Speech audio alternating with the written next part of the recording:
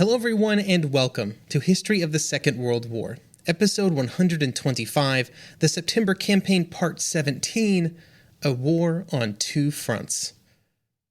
By the middle of September, the general situation for Poland had greatly deteriorated. The defenders of Warsaw were cut off from reinforcements or retreats by the advance of German troops east of the city. In southern Poland, a sizable number of Polish troops had retreated, or were retreating, to what was known as the Romanian Bridgehead, which was the territory from the city of Lvov to the Polish-Romanian border to the southeast. This bridgehead mostly only existed because there were not enough German troops to continue to put pressure on it, with a sizable number of German troops devoted to the siege of Warsaw and the occupation of other territories in south and central Poland. The entire invasion had gone mostly according to German plans up to this point, and really the most pessimistic plans of Poland's leaders from before the war. Things were about to get much worse, though, due to the actions of the Soviet Union. During the negotiations that led to the Molotov-Ribbentrop Pact, the topic of Poland had been discussed, and the secret agreements of that treaty had codified the agreement between the two nations that they would carve up Poland between them. On September 17th, the Red Army would cross the border to secure the Soviet territory agreed to in that treaty. In Moscow, the events in Poland after September 1st had been closely monitored. The plan was to enter the war at the correct moment based on Germany's actions to secure the territory agreed to in the Molotov-Ribbentrop Pact. Determining the correct moment was the real challenge.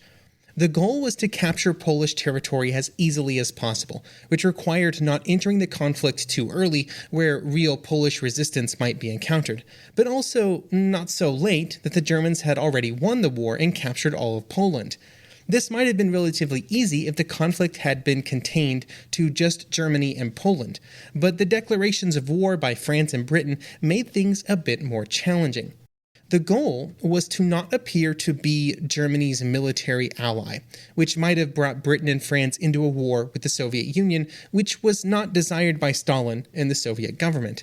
Speaking from the present, we know how 1940's going to go, and the idea of Britain and France also declaring war on the Soviet Union in late 1939 seems absurd, but at the time, the assumption was that Britain and France were very strong and capable military powers, and they should not be trifled with. Regardless of when specifically the Red Army would enter Poland, though, on September 2nd, troops along the Polish border were put on alert, and then after September 5th, a series of mobilization efforts were put into place, which would result in a partial mobilization of the Western military districts, with the mobilization being called a large-scale training exercise. Then on September 11th, those same military districts would concentrate their units along the Polish border, a prelude to invasion. During this time, the German invasion continued, and was quite frankly going much better than the Soviets had anticipated. Soviet leaders always believed that Germany would win, just like everybody else believed that Germany would win, but the speed of their advance forced Soviet plans to accelerate. For their part, the German leaders began asking when the Soviet invasion was going to happen, because as soon as it did, the German troops could stop advancing east, and could stop being at all concerned about the possibility of a counterattack from the far eastern Polish units, which remained uninvolved in the fighting. The number of these troops would drastically drop as the German invasion continued, and by the time of the Soviet invasion, there were only about 12,000 Polish troops guarding the border with the Soviet Union. On September 14th, Molotov would inform the German ambassador that Soviet action was imminent, and that the excuse that would be used for their actions was that Poland was falling apart, and it was the duty of the Soviet Union to protect the Russians and Ukrainians that lived in eastern Poland. Their reasoning had a twofold goal. The first was to explain the invasion to the Soviet people, with the idea that they were just trying to protect Russians and Ukrainians. That seemed like a good excuse. Second, the Soviets wanted to try and avoid being labeled as an aggressor nation by the rest of the world. This was seen as an important step to at least keeping on reasonably good terms with Britain and France. The military commanders of the Western military districts would be notified just a few days before the advance was scheduled to begin that they would be moving into Poland on September 17th, which gave them very little time to make final preparations. Speaking of having little time to make final preparations, the Polish ambassador in Moscow, Grozbowski, would be called to the Soviet Foreign Ministry early in the morning of September 17th. He would meet with Vladimir Potemkin, the deputy foreign minister, and he would be given a note which stated the following, quote, "The Polish-German War has revealed the internal failure of the Polish state. Within 10 days of military operations, Poland lost all of its industrial areas and cultural centers. Warsaw, as the capital of Poland, does not exist anymore. The Polish government fell apart and shows no signs of life. This means that the Polish state and its government have virtually ceased to exist. Thus, the agreements concluded between the USSR and Poland are terminated. Left to itself and without leadership, Poland has become a convenient field for all sorts of coincidences and surprises that could pose a threat to the USSR. Therefore, being neutral until now, the Soviet government cannot continue to be neutral with regard to these facts. The Soviet Union also cannot be indifferent to the fact that Ukrainians and Belarusians living in Poland, abandoned to their fate, are left defenseless. In view of this situation, the Soviet government has ordered the High Command of the Red Army to order its troops to cross the border and take under their protection the lives and properties of the population of Western Ukraine and Western Belarus. At the same time, the Soviet government intends to take all measures to rescue the Polish people from the ill-fated war, where it was plunged by its unwise leaders, and gave them the opportunity to lead a peaceful life." End quote. This note was obviously shocking. Grzybowski refused to accept it at all, and refused to acknowledge the core conceit of the note, which stated that the Polish state no longer existed.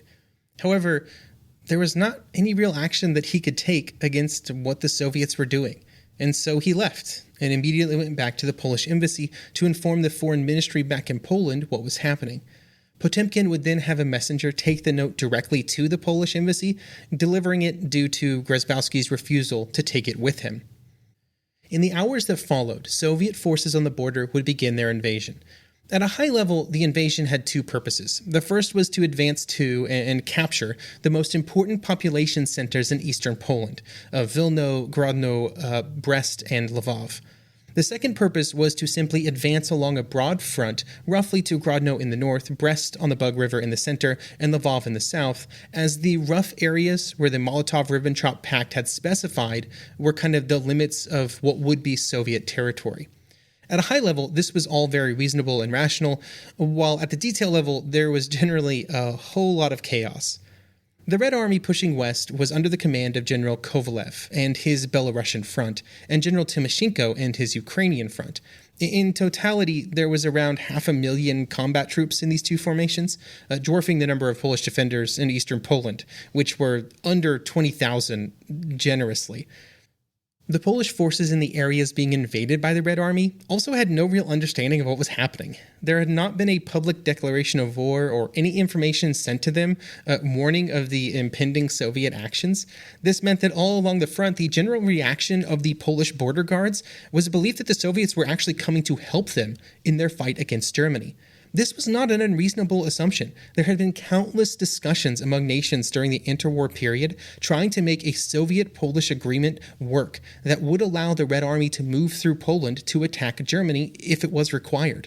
The Poles had always denied such requests, specifically because they feared the Soviet Union would do, well, exactly what was happening on September 17th, 1939. Now, all of this resulted in a lot of instances where Polish officers would meet with their Soviet counterparts believing that they were going to be greeting them and arranging cooperation, only to be told that their troops had to disarm immediately and they would be surrendering to soldiers of the Red Army. The idea that the Red Army was coming to the aid of Poland would be actively spread by the Red Army itself, using it as a smokescreen for their true intentions to kind of take advantage of the confusion that was happening around them.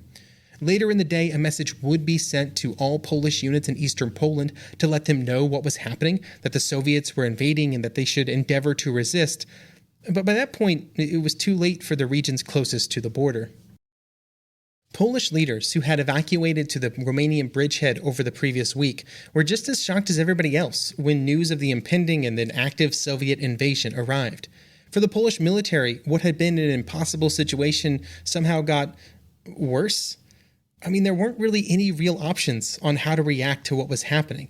And so Polish High Command gave the order that all Polish troops in eastern Poland should do their best to resist the Soviet attack before retreating south to the Romanian bridgehead. In any case, that order wasn't often followed, or sometimes wasn't followed. First of all, because it was impossible for a lot of troops, especially those in northern Poland, but also because for some officers, they simply refused to abandon so much of Poland to the Soviets, which were the enemy of modern Poland for its entire existence. Remember, they had marched on Warsaw in 1920. They were the most recent invaders of Polish territory up until the German invasions of 1939. Along the front, this resulted in some real resistance to the Soviet advance, including around the Polish city of Sarny in what was known as the Sarny Fortified Zone. This had been created before the war and contained over 200 concrete bunkers to be used by Polish defenders.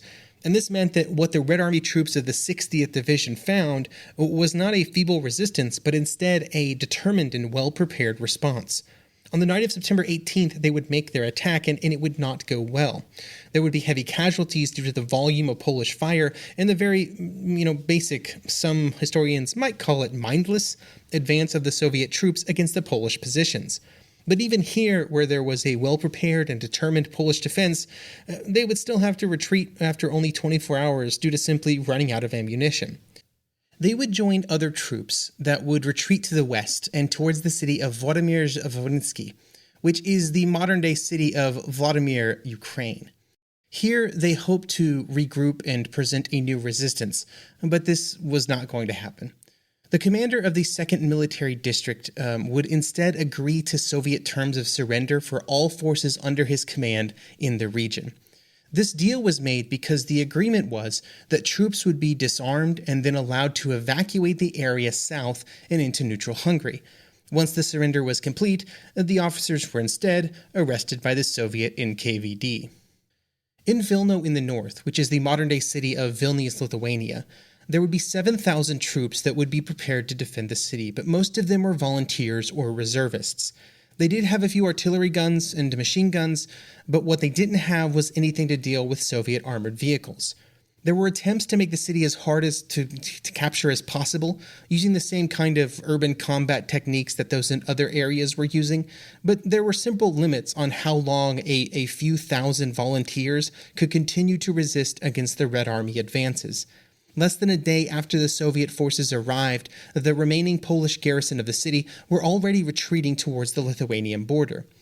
To the southwest of Vilno was the city of Grodno, and they would hold out a little bit longer, but that was mostly just because they were slightly further from the Soviet border. There were fewer soldiers in Grodno, maybe around 2,000, and they had to first deal with a communist uprising in the city before the Red Army even arrived. They would still be able to throw back the first Red Army assaults on September 20th, but there was little they could do against the Soviet tanks that were driving around the city. Some were disabled by sort of throwing gas bombs or Molotov cocktails at them, but these, weren't really reliable methods, and they were unable to deal with the number of Soviet vehicles that were entering the city. By the end of September 21st, the defenders of Grodno would also be in retreat towards the Lithuanian border to the north.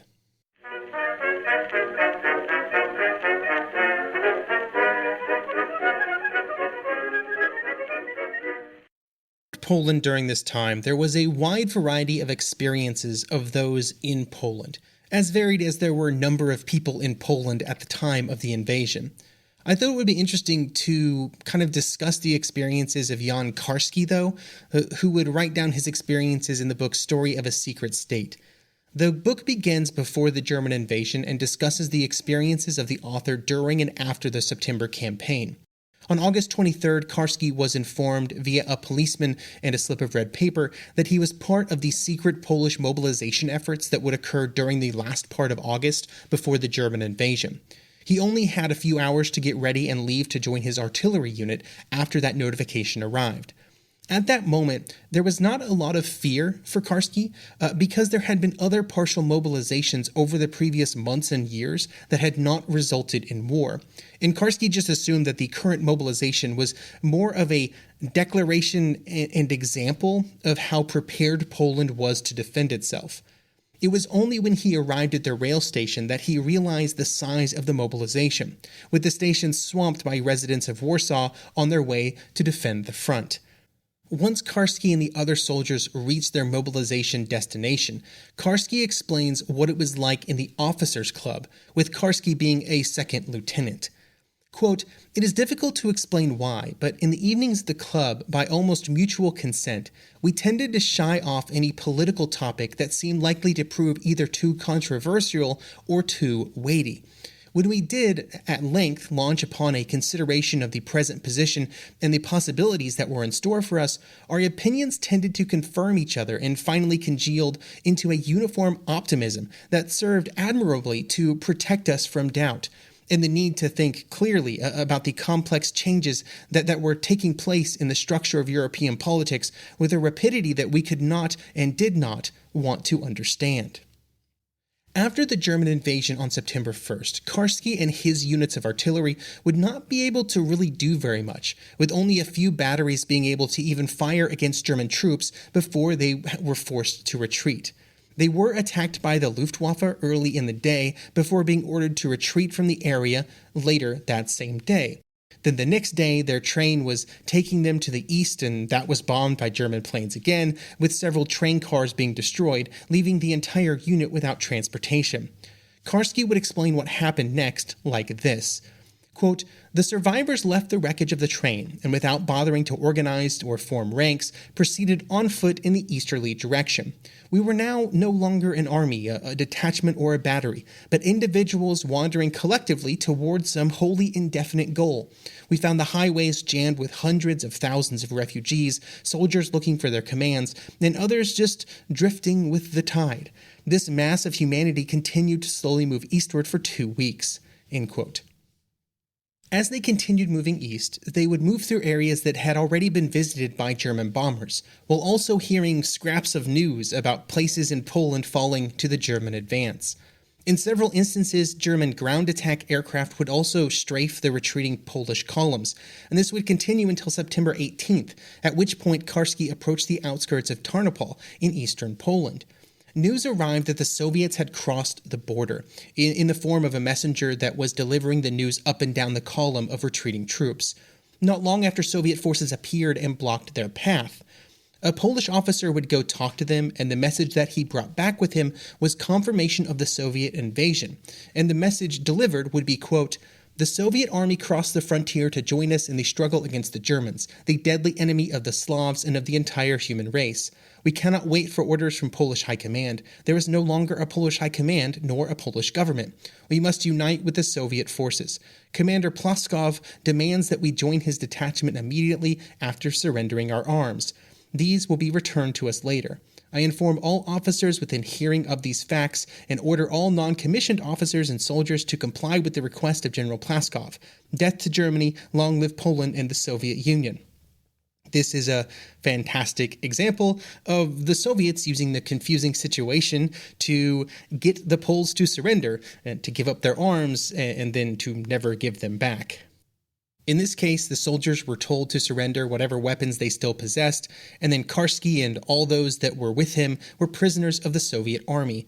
Karski would later be prisoner exchanged with the Germans after the Polish surrender due to his home area being in Łódź, which was in the German area of occupation. He would then escape and join the Polish underground resistance later that year. When the Soviets invaded, the German forces still continued to push forward with their attacks, even into areas that were going to be handed over to the Soviet Union. The first meeting of the Soviet and German troops would take place north of Brest on the Bug River. Now, the demarcation line specified in the Molotov-Ribbentrop Agreement was the Bug, and the Germans here were on the eastern side, which was going to be Soviet territory, and so they agreed to retreat to the western side of the river. But before that occurred, General Guderian and the Soviet officers agreed to join each other in a military parade through Brest. This event is even more interesting when you consider that it was in Brest that the Germans and Russians signed the Brest-Litovsk Agreement that ended the First World War on the Eastern Front, and the capture of the city would be an important objective on the first day of Operation Barbarossa in 1941. But regardless of future or I guess past events as well, at that moment, the Germans and Russians were united in victory over a common enemy. There was another major concern after September 22nd, And this was kind of a concern that was generated by the fact that pretty much every major Polish city outside of Warsaw was in German or Soviet hands. And so it was really time for both sides to finalize the negotiations that had started with the Molotov-Ribbentrop Pact. The pact itself had contained some details, but also some ambiguity. The best example being leaving the future of Poland up for later discussions. The two nations were not sure that they wanted to completely destroy Poland, and the idea of some kind of Polish rump state remained into September 1939. There was also at least some distrust between the two sides, even at this point, and this is outlined in an exchange of diplomatic communications starting on September 18th. We'll read a note from the German ambassador in Moscow back to Berlin.